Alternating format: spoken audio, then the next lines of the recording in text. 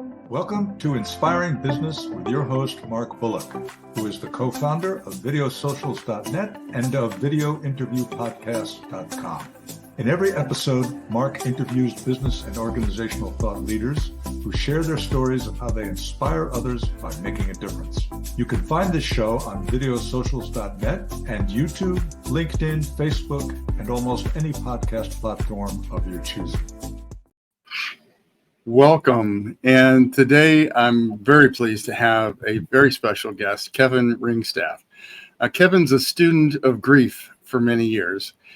He spends his days listening to people from all over the world who are grieving and suffering, often alone with no one else who really understands.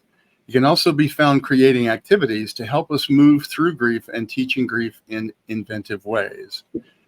Over the years, he's been through several grief programs, and he's currently studying to be a board-certified chaplain. And he started PetCloud, which is how I met him, which is a virtual community to support and validate people who have lost a beloved pet. Welcome, Kevin. It's wonderful to have you. Thanks for having me, Mark. It's good to see you again. It's good to see you. It's been a little while.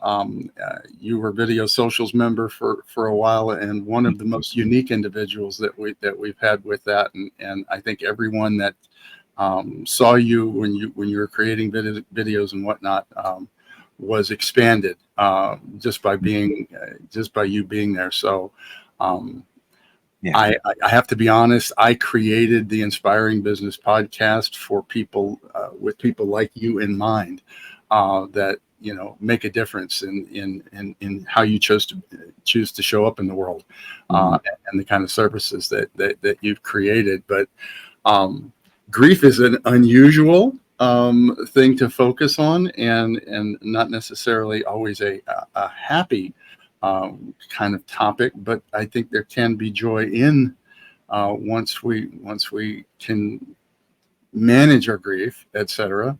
But how did you get into the field of grief? I always like to start, with what's your story, and I think that's totally appropriate for you. Oh yeah. Well, it's good to see you again too, and I can always, tell how long it's been based on our beard growth. We're the big beard club. Yeah. Well, I got into the field, through loss. My first cat, Henry Fats Rothschild, ran away. And, having a cat that runs away is a little bit different than having, a pet that dies, right? And it's just like a unique kind of loss. And there's really not a lot of support for that, at all. You saw Ponce de Leon here just a moment ago, right? And they're our companions, and they're with us for so many years. They share so much, such an intimate part of our lives. Mm-hmm. And when they leave us, especially suddenly, it's disruptive. And I looked around, and there was nothing. There wasn't really enough support for this kind of loss, and that's sort of how we got started. And some start that you've done, which we'll get into in a little bit. You have a website, you have courses, et cetera, but why does, and I know we've all experienced it, but why does the loss of a pet hurt so much? Well, we touched on it a little bit. Like all grief hurts, right? Like no one wants grief. Grief is a separation of something that we love. Right. And, most people don't think just how closely bonded we are with our pets, right? We have pets now that we take to work, that we can take into restaurants and on flights. And, we can have a relationship with a being that's by our side 24 hours a day for a decade or more, right? We don't have human connections like that. It's fascinating too, because I was going to ask you, what makes pet loss different, and I was thinking about that from the perspective of our relationship with our pets is unique and distinctive from our human relationships, right? Because let's face it, our pet is not, they don't talk, they right. So they talk, but it kind of in their own language and their body language and how they carry themselves, and Um, and if, especially with a dog or something that is very loyal to us, even when we make mistakes and what like that, they don't stand in criticism of us. Mm-hmm. Right. And so I think in many ways, yes, our pets are family members, but in some ways it's a little bit deeper, or a little bit, it's a little bit more of a profound loss. And you have this being that doesn't judge you, that loves you unconditionally. And I mean, your thoughts on that?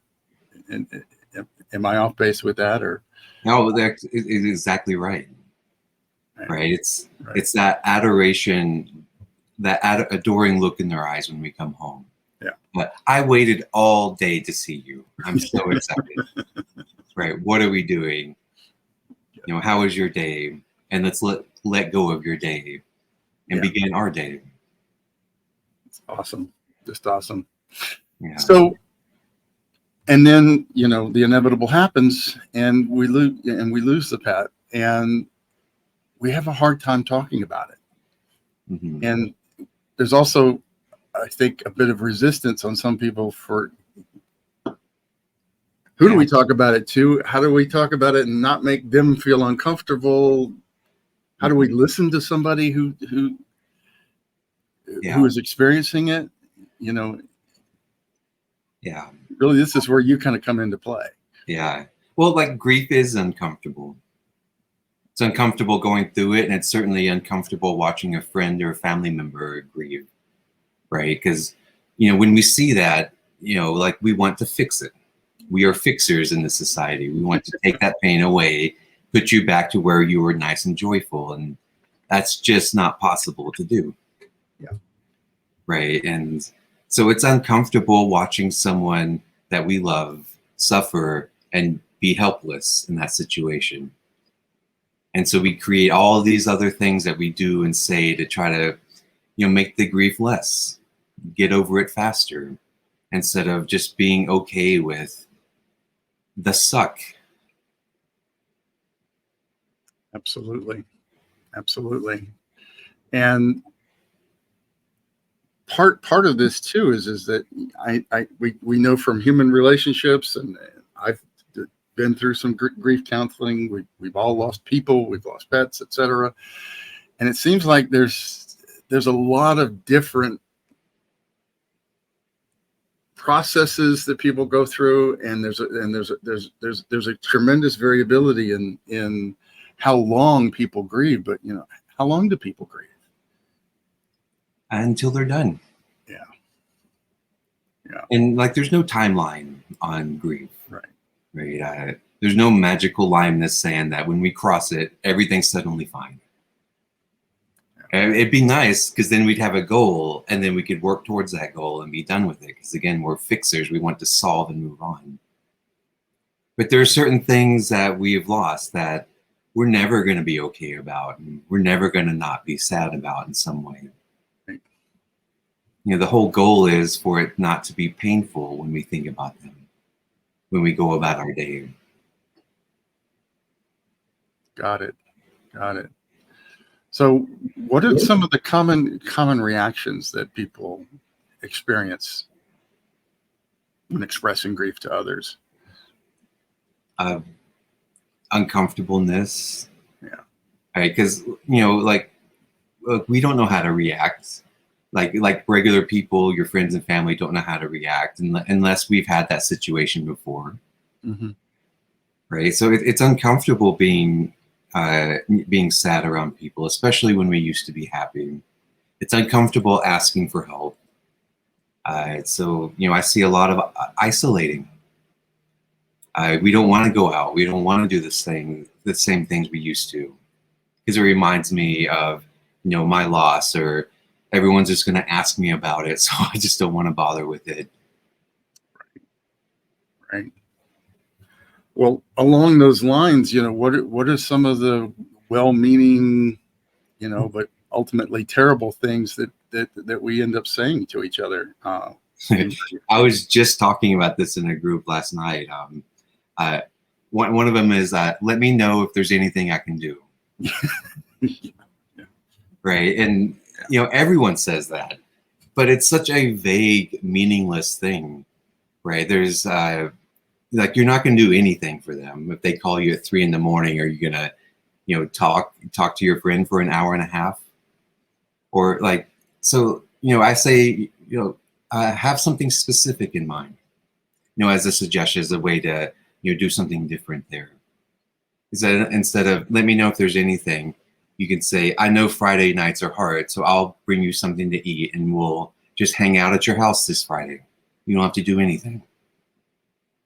It's the doing that's the problem for the griever, because we don't know what we need. We don't know when we're going to need it. And we have a list of people that you say, hey, call me if you need anything. But, who do I call and what do I need? Really, is it appropriate to say that, I'm here to, if you want to talk, are you? Yeah. Right. So, I like to even be more specific with that. I'm generally up later in the night. I go to bed at midnight, so, call me before that if you'd like to talk. Or I'm up early, or, if you like to talk during lunch, I'm generally like list times that you're actually available to talk. Because you don't want your friend calling you and like, oh, I need to talk now, but oh no, the next episode of what so-and-so is coming on. I can't do it.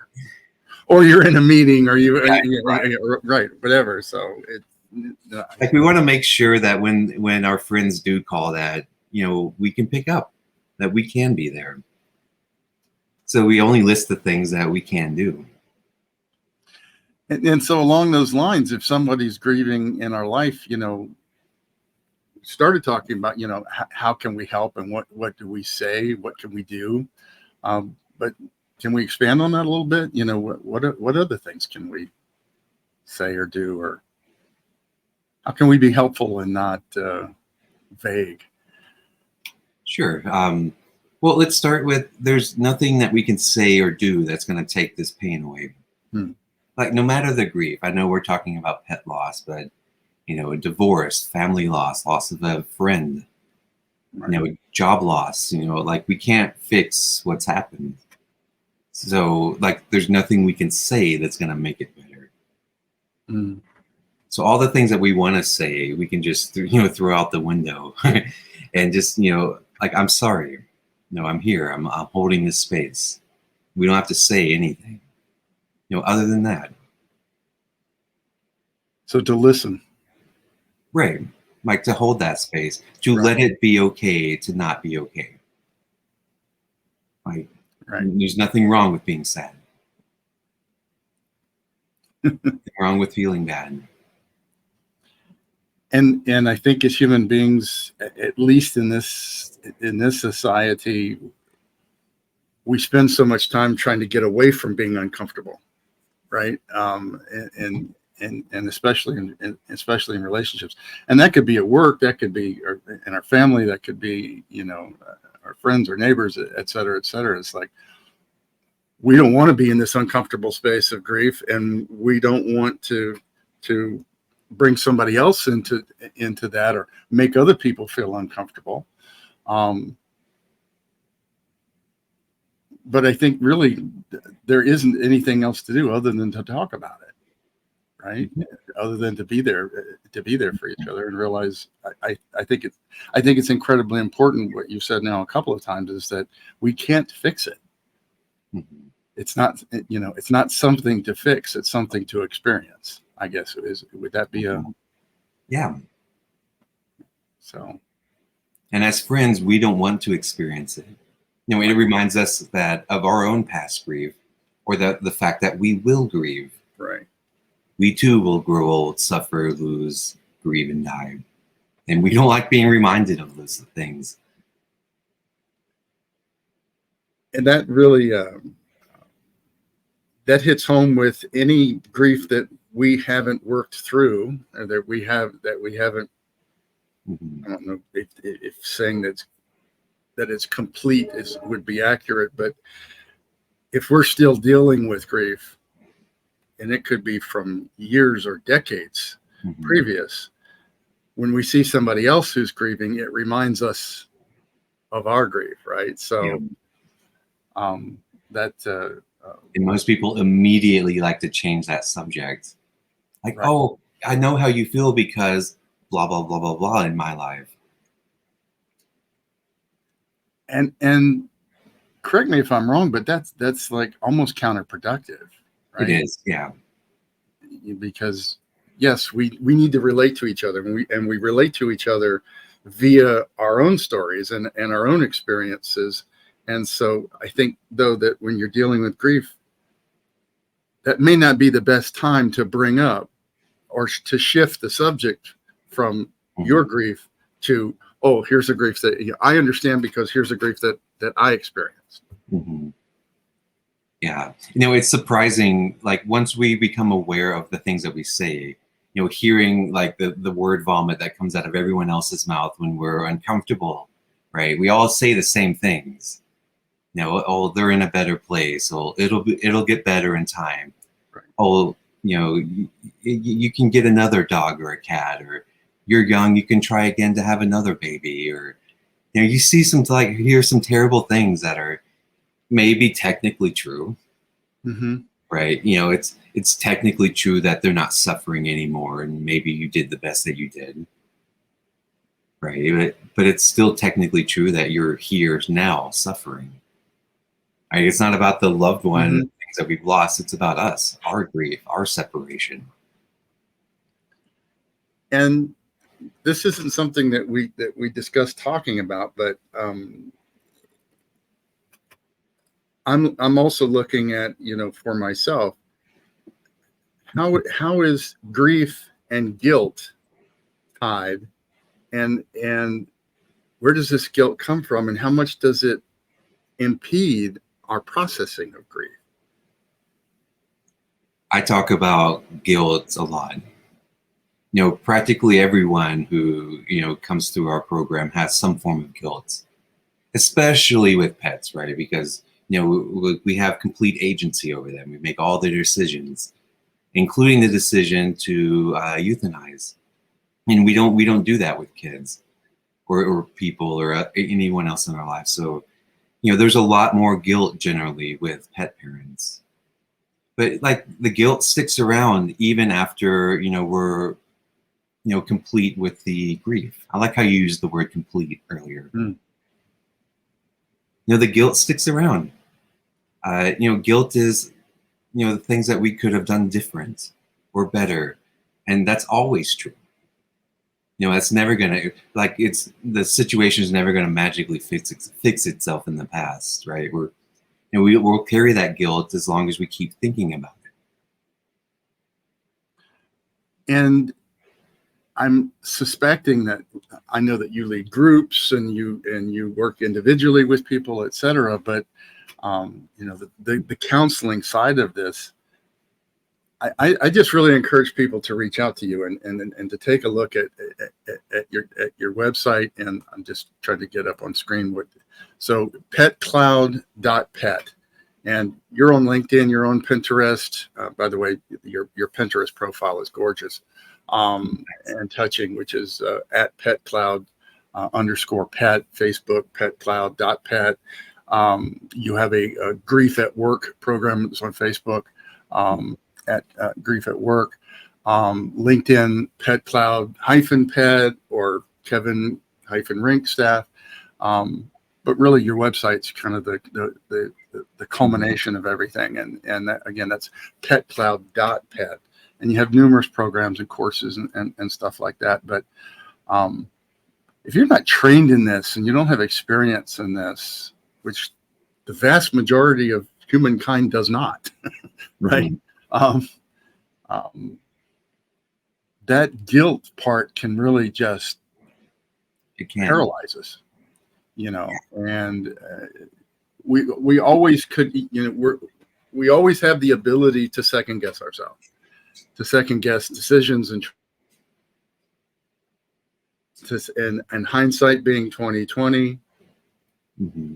It's not always true though, right? Because I think sometimes we fantasize, well, I should have done it this way because it would have been better. the reality is we don't always know what the outcome would have been if we'd have made a different Yeah, choice. that's always true. Right. You know, I like to say hindsight is 20/10. Like we zoom into the details, like from a godlike perspective, having seen everything have already happened, knowing what's going to happen, and like, oh, this is obviously what I could have done better. Right.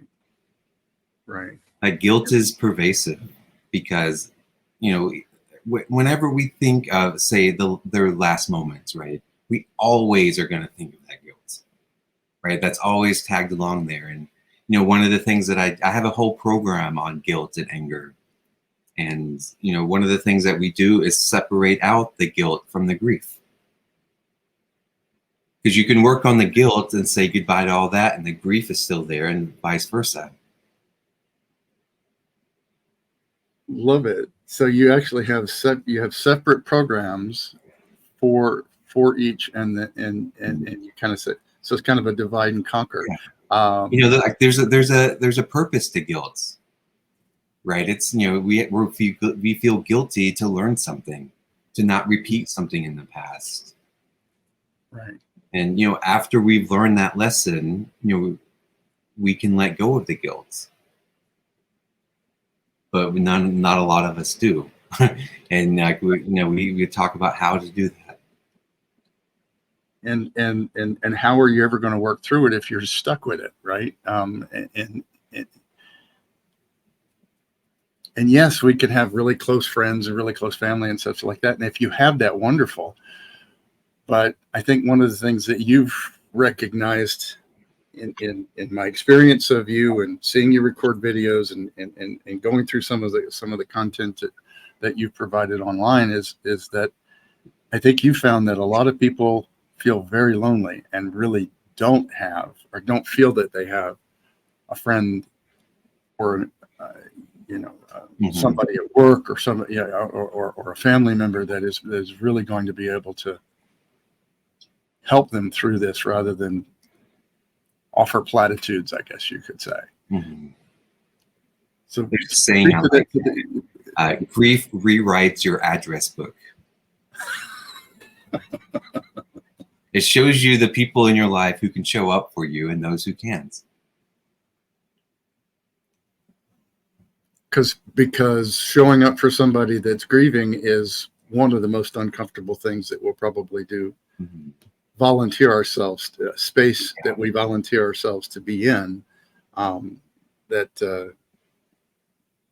It's more than that too. It's it's showing up consistently over time.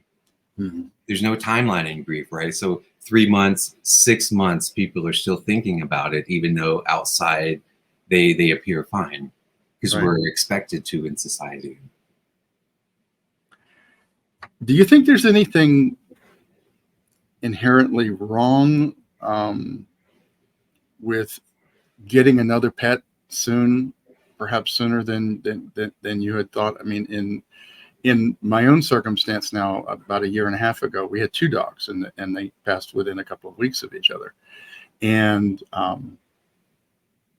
we did not want to replace them, but there was such a vacuum in our lives that we did start looking, and we got Luna. We have our dog that we have now, and she doesn't replace the other dogs, but she was a whole nother spirit that reintroduced joy into our lives. And so I don't think we made the wrong decision. Matter of fact, I'm absolutely certain we made the right decision. But how does somebody know? Is it the right decision to? Yeah, that's a good question, right? There's no right or wrong answer. This is an individual thing. But there's no too soon. You know, some people immediately go out because they cannot be alone, right? There's nothing wrong with that. Some people never adopt again. Nothing wrong with that either, right? And it's sort of like what you were saying. And we look at, are we trying to replace this void? Because we're not. We're never going to replace that loss, right? And that's one of the myths about grief that we talk about in our programs, right? Like we replace the loss in society. Oh, you lost your partner. Oh, the best way to get, over that is to go find someone else, like replace the loss. Right. Replace a job, you get another dog, get another cat. And it doesn't replace anything. It's just, like you said, it's, adding a new being in our life produces joy, new relationships, new growth, but different. You're one of the most amazing people that I've met. I have to say, you're understand. It's weird, isn't it? Well, it's the wisdom to allow to be what is, right? To allow us to experience the emotions, to experience the discomfort, and it's not an intellectual exercise, right? It touches the soul. It's these are matters of the heart. It's not an intellectual exercise to deal with. We're having this conversation so that people can see and feel and understand that there's a lot more to it. There's a lot of things that are kind of going on under the surface. We say we don't want to open our hearts in many cases in relationships, especially with other human beings, because we don't want to get hurt. We don't want to go through the experience of grief, right? So if we haven't processed, we're carrying grief or guilt that we haven't processed, that we haven't completed, as it were, forward, that really puts the brakes on. Our tendency is to put the brakes on opening ourselves up to ever dealing with that again. And then, as you said, and all of our own human insecurities, our fears, our loneliness, all come into play, and not just in pets. And I know that you have another program that you're not focused on a whole lot right now, but I think it's important, and that is grief in the workplace, right? Yeah. And training management and leaders how to talk about grief, how to support employees, because we bring grief into the workplace with us, and this is something that we can teach. Right? Yeah, so talk about that, because it's like, we've either experienced it directly, or we know people that in our coworkers, or we manage people that whether we're in HR or we're owners of the company or managers, as you said, our employees are going to experience grief, and our coworkers are going to experience grief. How do we be helpful and not hurtful, and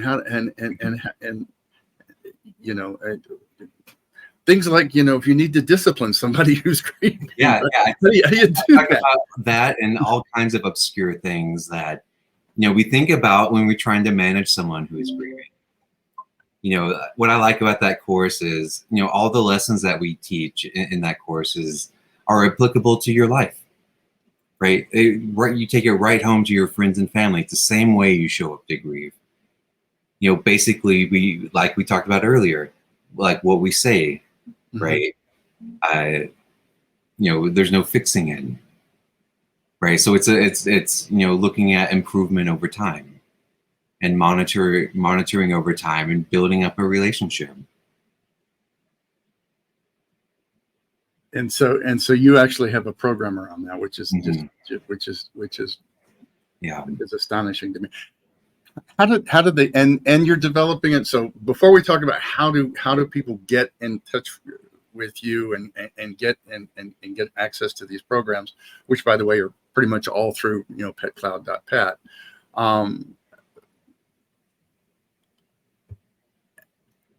Where do people start? Should they just reach out to you? Should they go take a look at your courses? Should they I mean, you've produced videos. You've got numerous articles. The whole Pinterest thing, which again is gorgeous. You do a weekly. What did you call it? Journaling. Journaling. Like weekly new poetry and things that help us remember some of the love that we have.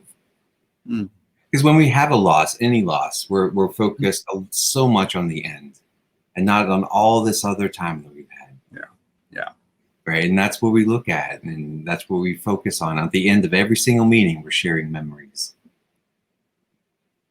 We're like the entire idea is be present with how we feel, however bad, however good that is, and then end in gratitude. And we do it every day, and it gets better. Right. We could go on all day, and I would be remiss. We are self-sponsored, and so videosocials.net is our sponsor today. You were an incredible member of that for a while, and we really appreciated all that we learned from you in that. But what Video Socials is small groups of individuals getting together that are trying to. They have a message that they want to get across, either for marketing purposes, branding purposes, or educational purposes, and they may not know how to be a talking head on video. And we do it in a group setting. We do it it's called Video Socials for a reason, because we are, as you and I are having a conversation today, we're not just talking to this inanimate object. We're having a conversation, and so having our built-in audience, as it were, instead of sitting down at a computer and trying to talk to this inanimate object and imagine that there's somebody there listening. We're there to listen to each other, and that brings our conversation to life and into the recordings that we're developing. And I would suggest that anybody that wants to be on YouTube, have videos for their websites, et cetera, come as a guest. I recommend that too. That the accountability was what drove me there to begin with. Because every single week I'm recording, whether I wanted to or not. After I was done, I'm always glad that I did it. Right. And you can go to my website. There are 70 or 80 videos up there. Yeah. And before you know it, you have weeks of videos and content, and you're just better at it. So I really recommend Video Socials for that. Well, thank you, and I appreciate the endorsement. And again, if you would like to come as a guest, there's no cost, there's no obligation. Just go to videosocials.net and click the guest tab at the top of the screen. We'd love to meet you. And it's a judgment-free zone, and it's a safe place. We like to say it's a safe place to practice and experiment. And as you've experienced yourself, and many of those practices are very publishable, and before long, as you said, you have a whole library of content, and I want to bring that back to you, because PetCloud.pet is got a lot of content, and it's got a lot of really wonderful resources available for someone who is experiencing grief, knows somebody that's experiencing grief, wants to support someone that's experiencing grief, and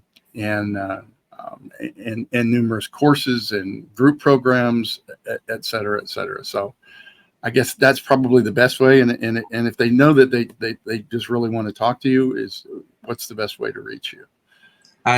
Kevin at PetCloud.pets. I'm not hard to get in contact with. Kevin at PetCloud.pet. So anything specifically that you wanted to close with today, or any thoughts? I mean, we're kind of for post-pandemic, but it's still affecting us. But pandemic kind of changed everything. And how did it change how people were dealing with grief? I managed that process. It took away a lot of coping mechanisms. Like we hear a lot more isolation now. Right. Even now, like we don't like to go out and do things as much as we used to, 2019. Right.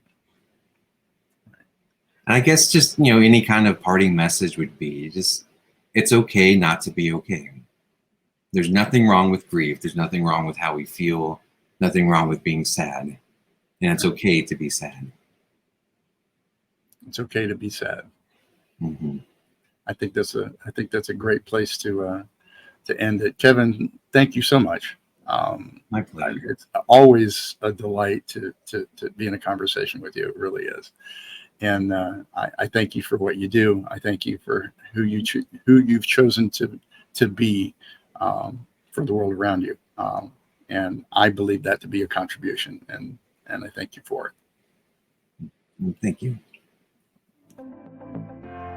You've been listening to Inspiring Business with your host, Mark Bullock.